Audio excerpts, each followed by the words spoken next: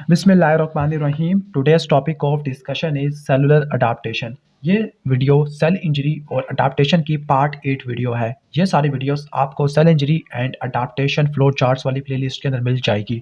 Okay, तो आप पुरानी वीडियोस को भी देख लेना और इस वीडियो को लाइक भी कर देना। तो सेलुलर अडाप्टेशन को स्टार्ट करते हैं। तो अडाप्टेशन रिवर्सिबल चेंजेस होती है सेल के नंबर के अंदर, सेल के साइज के अंदर, सेल के फिनोटाइप के अंदर, सेल के मेटाबॉलिक एक्टिविटी के अंदर और सेल के फंक्शन के अंदर।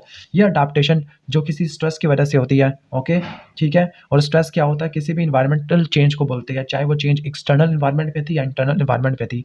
तो वो तमाम रिवर्सिबल चेंजेस जो किसी स्ट्रेस के रिस्पॉन्स के अंदर होती है सेल के अंदर, वो नंबर के अंदर भी हो सकती है, साइज में हो सकती है, फिनोटाइप में हो सकती है, मेटाबॉलिक एक्टिविटी में हो सकती है, फंक्शन में चेंज आ सकता है। तो उसको बोलते हैं अडाप्टेशन। अब अडाप्टेशन की मल्टीपल एग्जांपल्स होती है, तो कौन कौन सी आपने पढ़नी है? हाइपरट्रॉफी, हाइपरप्लेजिया, एट्रोफी है, मेटाप्लेजिया, डिस्प्लेजिया, एप्लेजिया, हाइपोप्लेजिया। जो अडाप्टेशंस होती है इनको on the basis of the nature of stimulus या स्ट्रेस, इसको दो में डिवाइड करते हैं, फिजियोलॉजिकल और पैथोलॉजिकल। जो फिजियोलॉजिकल होती है ये सेल का नॉर्मल रिस्पॉन्स होता है। ओके, फॉर एग्जांपल अगर सेल को कोई हार्मोन या एंडोजीनस केमिकल मीडिएटर स्टिमुलेट कर रहा है तो इस केस में फिजियोलॉजिकल अडाप्टेशन होती है। लेकिन अगर स्ट्रेस रिलेटिवली सीवियर था या परसिस्टेंट था तो इस केस में पैथोलॉजिकल अडाप्टेशन देखने को मिलती है। ओके, ठीक हो गया। तो पहले फिजियोलॉजिकल को पढ़ लेते हैं। फिजियोलॉजिकल के अंदर नॉर्मल सेल का रिस्पॉन्स आता है in response to hormones and the endogenous chemical mediator. Example है प्रेगनेंसी। प्रेगनेंसी के अंदर एस्ट्रोजन और प्रोजेस्टेरॉन ज़्यादा होती है। अभी हम एस्ट्रोजन को पढ़ लेते हैं। जो एस्ट्रोजन है यह यूट्रस के ऊपर हाइपरट्रॉफी और हाइपरप्लेजिया करवा देता है, और दूसरी तरफ ये ब्रेस्ट के ग्लैंडुलर एपिथेलियम की हाइपरप्लेजिया और इसके बाद हाइपरट्रॉफी भी करवा देता है। ओके, ठीक हो गया। या फिर फिजियोलॉजिकल है, वो किसी मैकेनिकल स्ट्रेस की वजह से भी हो सकती है। लाइक अगर स्केलेटल मसल के ऊपर वर्कलोड बढ़ता है या कार्डिक मसल के ऊपर बढ़ता है तो अपने साइज को बढ़ा लेते हैं, तो ये फिजियोलॉजिकल हाइपरट्रॉफी में आता है। हार्ट के अंदर कुछ एक्सटेंट तक फिजियोलॉजिकल होती है, लेकिन अगर कुछ ज़्यादा स्ट्रेस हो गया है, आफ्टर लोड ज़्यादा है, तो इस केस में पैथोलॉजिकल बन जाती है। अगर कोई स्ट्रेस परसिस्टेंट था या सीवियर स्ट्रेस था तो इस केस में स्ट्रक्चर और फंक्शन के अंदर मॉड्यूलेशन आ जाती है। अब इस मॉड्यूलेशन की वजह से जो सेल है वो इस इंजरी से तो बच जाएगा, लेकिन इसका नॉर्मल फंक्शन खत्म हो जाएगा। लाइक जो सिगरेट स्मोकर्स होते हैं, सिगरेट स्मोक के अंदर नॉक्शियस केमिकल होते हैं, वो नॉक्शियस केमिकल ब्रोंकियल एपिथेलियम की स्क्वेमस मेटाप्लेजिया करवा देते हैं।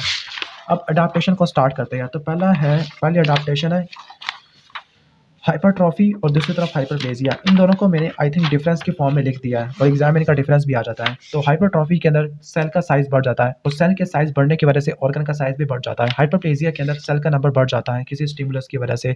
और इन दोनों के केस में जो अफेक्टेड ऑर्गन है उनका साइज तो बढ़ेगा ही बढ़ेगा, लेकिन उस अफेक्टेड ऑर्गन के अंदर नंबर ऑफ सेल ये भी ज़्यादा होते हैं। ओके, अब इस केस में जो अफेक्टेड ऑर्गन है उसके अंदर लार्ज साइज्ड सेल होते हैं।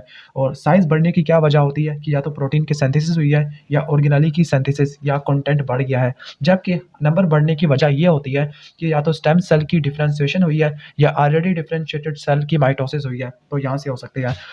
अब हाइपरट्रॉफी इन सेल में होती है जो रीजनरेट नहीं कर सकते। लाइक जो कार्डिक मसल होती है, स्केलेटल मसल होती है, ये रीजनरेट नहीं कर सकते, डिवाइड नहीं कर सकते। लेकिन हाइपरप्लेजिया उन सेल के अंदर होती है जो रेप्लिकेट कर सकते हैं, रीजनरेट कर सकते हैं। स्टार्ट करते हैं इनके मॉलिक्यूलर मैकेनिज्म में। जो हाइपरट्रॉफी का मॉलिक्यूलर मैकेनिज्म होता है वो है जीन की एक्टिवेशन, क्योंकि प्रोटीन की सिंथेसिस और ऑर्गेनेली की प्रोडक्शन ये जीन एक्टिवेशन से होती है। ओके, जबकि इसके अंदर जो ग्रोथ फैक्टर होते हैं वो growth factor mature stem cell की मैच्योर जो डिफरेंशिएटेड सेल है उनकी प्रोलिफरेशन कराते हैं या फिर स्टेम सेल को स्टिमुलेट करते हैं ताकि उसकी डिफरेंशिएशन से सेल की तादाद बढ़ जाए। स्टिमुलस को देख लेते हैं, या तो वर्कलोड ज़्यादा होगा या हार्मोन ज़्यादा होगा। यहाँ पे हार्मोन और ग्रोथ फैक्टर दोनों आ जाएगा। वर्कलोड अगर ज़्यादा होगा तो स्केलेटल मसल और कार्डिक मसल की हाइपरट्रॉफी होती है। हार्मोनल स्टिमुलेशन के अंदर यूट्राइन इनलार्जमेंट है या यूट्राइन हाइपरट्रॉफी होती है। इनकी कॉम्प्लिकेशन को देख लेते हैं। अगर आपने स्ट्रेस को रिलीव ना किया गया, फॉर एग्जांपल अगर हार्ट के ऊपर आफ्टर लोड काफ़ी ज़्यादा था, सिस्टमिक हाइपरटेंशन थी, तो एक लिमिट ऐसी आती है जहाँ पर हाइपरट्रॉफी बर्डन को कंपनसेट नहीं कर सकती। तो इस केस में सेल की फ्रेगमेंटेशन और जो कॉन्ट्रैक्टाइल एलिमेंट है उसका लॉस देखने को मिलता है, लाइक हार्ट है। और अगर हार्ट के अंदर सिस्टमिक हाइपरटेंशन हो तो इस केस में एमआई होता है और एमआई से हार्ट फेल हो जाता है। ठीक है, जबकि इस केस में अगर ग्रोथ फैक्टर की रेगुलेशन खराब हो जाए, डिसरेगुलेशन का केस में पैथोलॉजिकल हाइपरप्लेजिया होगा। पैथोलॉजिकल हाइपरप्लेजिया और परसिस्टेंट मेटाप्लेजिया दोनों डिस्प्लेजिया करवाते हैं। डिस्प्लेजिया से कार्सिनोमा इन सिटू होता है, कार्सिनोमा इन सिटू से कैंसर हो जाता है, लाइक एंडोमेट्रियल जो कैंसर होता है, सर्विकल कैंसर है, वो इसी को बिलॉन्ग करता है। अब इनके फिजियोलॉजिकल और पैथोलॉजिकल एग्जाम्पल को कवर कर लेते हैं। फिजियोलॉजिकल एग्जाम्पल में हाइपरट्रॉफी की एग्जाम्पल है प्रेगनेंसी। प्रेगनेंसी में एस्ट्रोजन का लेवल ज़्यादा होता है। जो एस्ट्रोजन होता है स्मूथ मसल प्रोटीन के सिंथेसिस को करवा देगा, और प्रेगनेंसी के अंदर हाइपरट्रॉफी और हाइपरप्लेसिया दोनों एट अ टाइम देखने को मिलता है।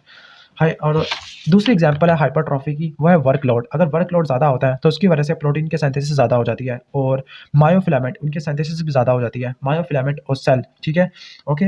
वैसे मायोफिलामेंट पर सेल लिखा हुआ है, सेल की तादाद ज़्यादा नहीं होगी, तो मायोफिलामेंट और प्रोटीन की सिंथेसिस दोनों ज़्यादा हो जाएगी। इन शॉर्ट इसकी वजह से जो स्ट्राइएटेड मसल है, कार्डिक मसल है, स्केलेटल मसल है, इनका साइज बढ़ जाएगा। स्केलेटल मसल का साइज बॉडी बिल्डर्स होते हैं, उनकी फिजिक के अंदर स्केलेटल मसल का साइज रिलेटिवली ज़्यादा होता है, ओके। जबकि हार्मोनल के अंदर एग्जाम्पल है यानी जो हाइपरप्लेजिया उसके अंदर एग्जाम्पल है हार्मोनल और कंपेंसेटरी। ये फिजियोलॉजिकल एग्जाम्पल है। हार्मोनल के अंदर प्रेगनेंसी और प्यूबर्टी के दौरान जो ब्रेस्ट के एपिथेलियम है, ओके, जो ग्लैंडुलर एपिथेलियम होती है उसकी प्रोलिफरेशन होती है, और ये करवाने वाला एस्ट्रोजन और प्रोजेस्टेरॉन होता है। फिर इसके बाद प्रोलिफरेशन के बाद हाइपरट्रॉफी भी होती है। कंपेंसेटरी के अंदर अगर लीवर के किसी पार्ट को निकाल देते हैं तो जो रिमेनिंग पार्ट होते हैं, ओके, नॉन पैरेन्काइमल सेल और जो रिमेनिंग पैरेन्काइमल सेल, वो हिपाटोसाइट ग्रोथ फैक्टर प्रोड्यूस करते हैं। वो आगे स्टेम सेल को एक्टिवेट करवा सकता है, और जो ऑलरेडी डिफरेंशिएटेड सेल है उनके माइटोसिस करवा के नंबर को पूरा करवा देगा।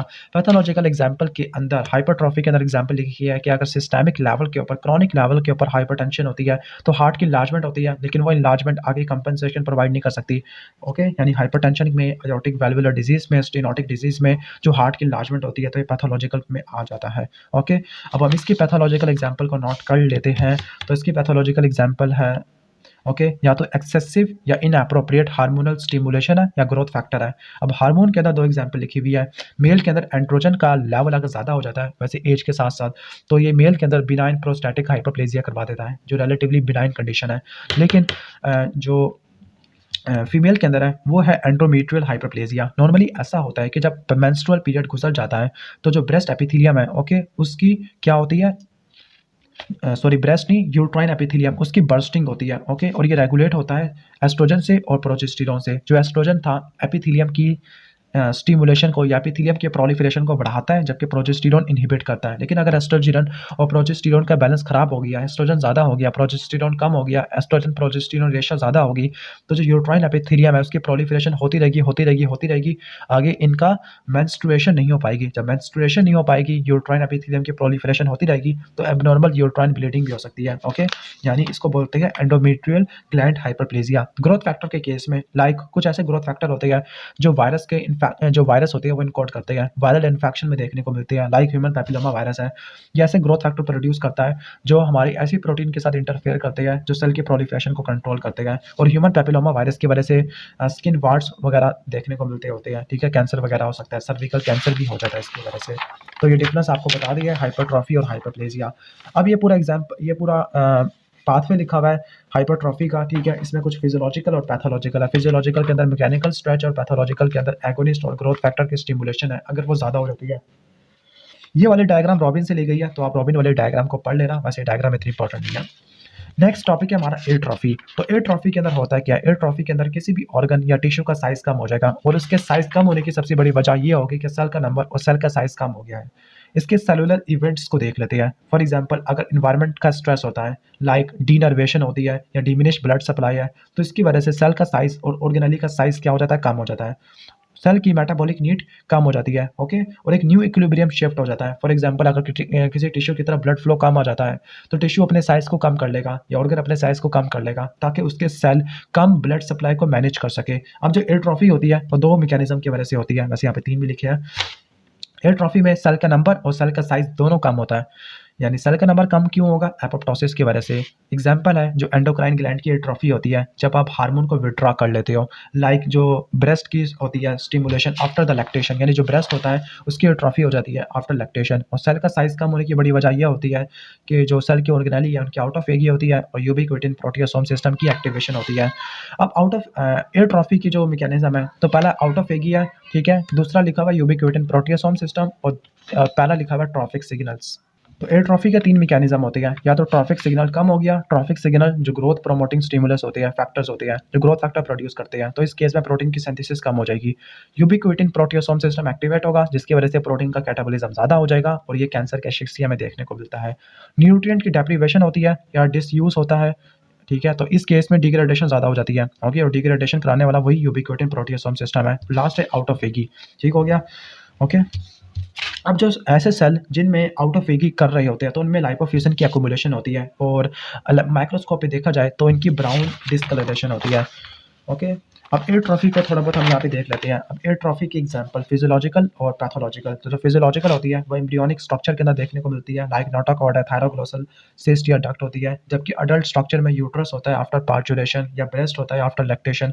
पैथोलॉजिकल के अंदर अगर वर्कलोड कम हो जाएगा तो उसको डिसयूज एट्रोफी बोलते हैं, लाइक अगर फ्रैक्चर हो गया हड्डी फ्रैक्चर हो गया है और प्लास्टर लगा दिया तो बोन इमोबिलाइज हो जाएगा, या बेड रेस्ट पे रिस्ट्रिक्ट हो गया है, तो इस केस में जो स्केलेटल मसल है उसका साइज इनिशियली कम हो जाता है, ओके, लेकिन जैसे ही एक्टिविटी रिज्यूम होती है तो ये साइज वापस आ जाता है, तब इसको बोलते हैं रिवर्सिबल एट्रोफी। लेकिन अगर प्रोलॉन्ग डिसयूज होता है तो प्रोलॉन्ग डिसयूज एट्रोफी की वजह से सेल का नंबर, सेल का साइज दोनों कम हो जाती है, बोन की रिजॉर्प्शन ज़्यादा हो जाती है, बोन की रिजॉर्प्शन ज़्यादा होने की वजह से ऑस्टियोपोरोसिस हो जाता है। दूसरा है कॉज पैथोलॉजिकल एट्रोफी का लॉस ऑफ इनर्वेशन, जिसको डीनर्वेशन एट्रोफी बोलते हैं। जब डीनर्वेशन होती है तो स्केलेटल मसल का फंक्शन खत्म हो जाएगा, स्केलेटल मसल कॉन्ट्रैक्ट नहीं करेगी तो एट्रोफी हो जाएगी।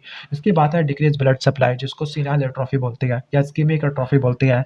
इस्कीमिया किन किन वजूहात की वजह से हो सकता है, ओके, तो ये एथेरोस्क्लेरोसिस की वजह से हो सकता है, ओके। तो एथेरोस्क्लेरोसिस हो गया तो इस्कीमिया होगा, तो ब्रेन सब्सटेंस की एट्रोफी हो जाएगी, ब्रेन के अंदर गहराई नैरो हो जाएगी, सल्काई वाइडन हो जाएंगे।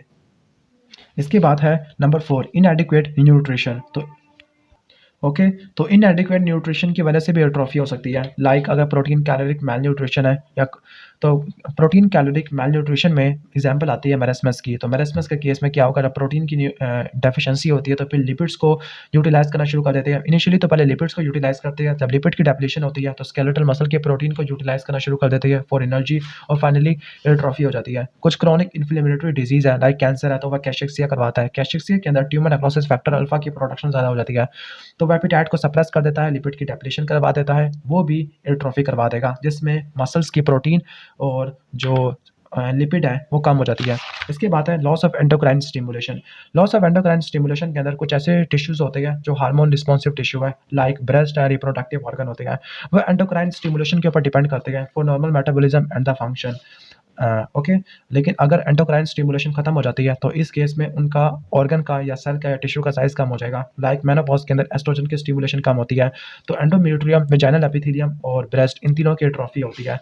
कास्ट्रेशन के केस में चाहे वो केमिकल है चाहे वो सर्जिकल है तो इसमें प्रोस्टेट की एट्रोफी होती है, ओके, तो ये प्रोस्टेटिक कैंसर को ट्रीट करने के लिए की जाती है। लास्ट है प्रेशर, जो बिनाइन ट्यूमर होते हैं, एक्सपेंसिव होते हैं, एक्सपेंशन करेंगे तो ये एडजेसेंट एरिया को कंप्रेस कर देंगे, फाइनली ब्लड सप्लाई कम हो जाएगा, इस्कीमिक डेथ होगा और एट्रोफी हो जाएगी। इसके बाद है मेटाप्लेजिया। मेटाप्लेजिया आई थिंक ये लास्ट है, जो डिस्प्लेजिया है इसको न्यूप्लेजिया के अंदर मैंने एक्सप्लेन कर चुका हूँ। तो मेटाप्लेजिया के अंदर होता क्या है कि ये रिवर्सिबल चेंज है जिसमें एक डिफरेंशिएटेड सेल टाइप दूसरे डिफरेंशिएटेड सेल टाइप से रिप्लेस हो जाता है। अब जो डिफरेंशिएटेड सेल टाइप है वो एपिथेलियल भी हो सकता है, मेसेंकाइमल भी हो सकता है। अब इसमें फिनोटाइप तब्दीली हो जाती है डिफरेंशिएटेड सेल की, और ऐसे सेल बनते हैं जो स्ट्रेस को तो बर्दाश्त कर लेते हैं लेकिन इनकी अपनी फिजियोलॉजी खत्म हो जाती है। मेटाप्लेजिया एपिथेलियल सेल में भी हो सकता है और मेसेंकाइमल सेल में भी हो सकता है। एपिथेलियल सेल के अंदर यह अडाप्टिव मैकेनिज्म होता है जिसमें एक सेल टाइप जो एक पार्टिकुलर स्ट्रेस की क्या होता है, यानी एक सेल टाइप एक पार्टिकुलर स्ट्रेस से सेंसिटिव होता है तो वो उस सेल में कन्वर्ट हो जाता है जो सेल इस पार्टिकुलर स्ट्रेस को बर्दाश्त कर सकता होता है, ओके। तो इसमें बेटर टॉलरेटेड सेल बन जाते हैं। अब इसकी एग्जांपल क्या होती है, लेकिन पहले एग्जांपल से पहले अगर मैं आपको बताता जाऊँ कि अगर पैथोलॉजिकल हाइपरप्लेजिया या मेटाप्लेजिया परसिस्टेंट हो तो इस केस में क्या होती है, डिस्प्लेजिया हो जाता है। यानी जो डिस्प्लेजिया होती है परसिस्टेंट मेटाप्लेजिया की वजह से या पैथोलॉजिकल हाइपरप्लेजिया की वजह से होता है, इस केस में मैलिग्नेंट ट्रांसफॉर्मेशन हो जाती है, ओके। लाइक एग्जांपल लिखी हुई है कि squamous cell carcinoma of lung. अब एपिथेलियल की 3 होती है, columnar to squamous, squamous to columnar और squamous to squamous. Columnar to squamous होती है रेस्पिरेटरी ट्रैक के एपिथेलियम के अंदर, ब्रोंकियल एपिथेलियम के अंदर। स्क्वेमस टू कलमनर ये बैरेट इसोफेगस में देखने को मिलती है। स्क्वेमस टू स्क्वेमस ये केराटोमिलिशिया में देखने को मिलती है। जबकि कनेक्टिव टिश्यू या मेसेंकाइमल मेटाप्लेजिया के अंदर ये अडाप्टिव मैकेनिज्म नहीं है बल्कि ये पैथोलॉजिकल अल्टरेशन होती है, सेल और टिश्यू इंजरी की वजह से होता है, लाइक मसल्स के टिश्यू के अंदर कार्टिलेज, बोन या डिपोसाइट या डिपोज टिश्यू का बनना, जो कि मेसेनकाइमल सेल होते हैं। इस कंडीशन को बोलते हैं मायोसाइटस ओसिफिकेंस। होता है क्या है कि अगर इंट्रामस्कुलर हेमरेज होता है तो उसके अंदर बोन की फॉर्मेशन हो जाती है। Condition is called myositis ossificans. अब वन बाय वन इनके एग्जाम्पल को और मैकेनिज्म को देख लेते हैं। पहले मैकेनिज्म को देख लेते हैं। अब होता ये है कि एक सेल है, उनका फिनोटाइप चेंज नहीं हो जाएगा, दूसरे सेल आ जाएंगे। अब होता ये है कि जो टिश्यू स्टेम सेल है उनकी रिप्रोग्रामिंग होती है या फिर एडजेसेंट साइड से डिफरेंशिएटेड सेल मूव करना शुरू कर देते हैं। तो ये इसका मैकेनिज्म होता है, या तो स्टेम सेल की रिप्रोग्रामिंग होती है या डिफरेंशिएटेड सेल की जो दूसरे साइड से आते हैं उनकी कॉलोनाइजेशन होती है। ओके, ठीक हो गया। कहती है कि अगर विटामिन ए है, vitamin a nuclear retinoid receptor पर जाके बाइंड करता है और जीन एक्सप्रेशन को रेगुलेट करता है। ठीक हो गया। ओके, यानी ये प्रोजेनिटर सेल की डिफरेंशिएशन को कंट्रोल करता है जो टिश्यू स्टेम सेल से आती है। लेकिन चाहे विटामिन ए की डेफिशिएंसी हो, चाहे विटामिन ए का एक्सेस हो, इन दोनों के केस में मेटाप्लेजिया हो जाएगा। अब रिस्क फैक्टर को पढ़ लेते हैं। अगर मेटाप्लेजिया हो गया है और अगर आपने स्ट्रेस को रिमूव कर दिया तो जो इंजरी होती है वो रिवर्सिबल इंजरी होती है, यानी आप बैरेट इसोफेगस को रिवर्स कर सकते हैं जब आप स्ट्रेस को हटा दोगे। वो स्ट्रेस क्या होता है? रिफ्लक्स एसिड होता है। मेटाप्लेजिया अगर मेटाप्लेजिया के अंदर परसिस्टेंट स्ट्रेस होगा या सीवियर स्ट्रेस होगा तो वो कैंसर बन सकता है। लाइक बैरेट इसोफेगस के केस में अगर स्ट्रेस को या स्टिमुलस को ना हटाया गया तो ये एडिनोकार्सिनोमा करवा सकता है। रेस्पिरेटरी सिस्टम के ऊपर अब इसका मैकेनिज्म बता रहे हैं। तो रिस्पिरेटरी सिस्टम पे होता कैसे है मेटाप्लेजिया? तो इनिशियल या हैबिचुअल सिगरेट स्मोकिंग होती है। सिगरेट स्मोक के अंदर नॉक्शियस केमिकल होते हैं, वो इरिटेट करते हैं नॉर्मल सिलिएटेड एपिथेलियम को। ओके, ठीक हो गया। तो इसकी वजह से होता क्या है, जो रिस्पिरेटरी ट्रैक की एपिथेलियम है, pseudo stratified ciliated columnar epithelium, वो स्ट्रेटिफाइड स्क्वेमस एपिथेलियम से कन्वर्ट हो जाती है। ओके, अब इसका बेनिफिट क्या होता है? इसका बेनिफिट ये होता है कि जो स्ट्रेटिफाइड स्क्वेमस एपिथेलियम है वो सर्वाइव कर सकती है, लेकिन जो फ्रेजाइल कॉलमनर एपिथेलियम थी वो सर्वाइव नहीं कर सकती थी। लेकिन कॉम्प्लिकेशन ये है कि जो pseudo stratified chelated columnar epithelium के जो फंक्शंस थे वो खत्म हो जाते हैं, लाइक म्यूकस की सिक्रेशन करना, सिलेरी एक्शन, वो खत्म हो जाती है। ओके, और दूसरा ये हो सकता है कि मॉलिक्यूलर ट्रांसफॉर्मेशन भी हो सकती है, लाइक ये लंग्स का स्क्वेमस सेल कार्सिनोमा भी करवा सकता है। इसके बाद मेटाप्लेजिया देख लेते हैं रिस्पिरेटरी डक्ट के अंदर। ओके, कि कभी कभार ऐसा होता है कि जो सलाइवरी ग्लैंड है, पेनक्रियास है, बाइल डक्ट है, इनके जो डक्ट होती है उनमें स्टोन आ गया, तो इस केस में जो कॉलमनर एपिथेलियम होती है या क्यूबाइडल एपिथेलियम होती है, जो सिक्रेटरी एब्जॉर्प्टिव होती है, वो स्ट्रेटिफाइड स्क्वेमस एपिथेलियम में कन्वर्ट हो जाती है। इसके बाद है बैरेट इसोफेगस। इसोफेगस के अंदर non very stratified squamous epithelium होती है। ओके, लेकिन अगर होता क्या है, अगर स्टोमक का एसिड इसोफेगस के अंदर रिफ्लक्स करता है तो जो इसोफेगस का एपिथेलियम है वो इंटेस्टाइन लाइक कॉलमनर एपिथेलियम में डिफरेंशिएट हो जाती है। और इस केस में होता है कि जो कॉलमनर एपिथेलियम है वो स्ट्रेस को बर्दाश्त कर सकती है, लेकिन इसका ये साइड इफेक्ट होता है कि ये एडिनोकार्सिनोमा करवा सकती है इसोफेगस का। लास्ट है केराटोमलेशिया, कि जो विटामिन ए की डेफिशिएंसी है तो वो कंजक्टिवा का ही एपिथेलियम जो कि सिंपल स्क्वेमस की होती है उसको स्ट्रेटिफाइड स्क्वेमस में कन्वर्ट करा देती है, और जो कंजक्टिवा का जो कैंसर है उसको बोलती है केराटोमलेशिया। तो ये हो गया मेटाप्लेजिया के बारे में। ठीक हो गया। तो तकरीबन हमने अडाप्टेशन को कवर कर लिया है। अडाप्टेशन से इस वाले फ्लो चार्ट के ऊपर ऑलरेडी मैं कुछ वीडियोस अपलोड कर चुका था साल पहले, तो वो 1 साल पहले वीडियोस थी, तो मैंने अब ताज़ा वीडियो अपलोड कर दी है जिसके अंदर सारी अडाप्टेशन को कवर कर लिया है। अगर आपको वीडियो अच्छी लगी है तो वीडियो को लाइक कर देना, चैनल पर नहीं हो तो सब्सक्राइब कर देना। मिलते हैं नेक्स्ट वीडियो में, तब तक के लिए अल्लाह हाफिज़।